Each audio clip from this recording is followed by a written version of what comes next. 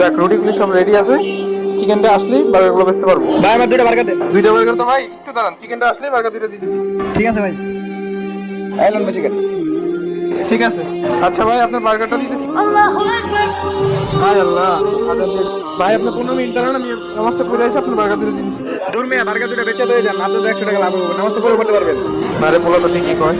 না ভাই আপনি 15 মিনিট পরে আসুন, আমার জন্য আমার নামাজ আগে, নামাজ পড়ে এসে তারপরে না হইলে ভাই আপনি চলে যেতে পারেন। শেফ বেচা কেনা কেমন করছো? আরে ভাই সকাল থেকে 100 টাকা লস হয়ে গেছে।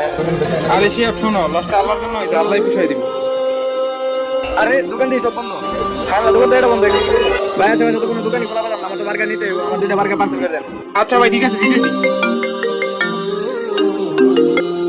হ্যালো, কি বাসায় মেহমান আসছে? আচ্ছা ঠিক আছে ভাই, আমার বাসায় মেহমান আসছে তো 20টা বার্গার পার্সেল করে দেন। 20টা বার্গার লাগবে? আচ্ছা ঠিক আছে ভাই। নিশ্চয়ই আল্লাহ মহান, আমার সাথে একমত হইলে কমেন্টে লিখুন।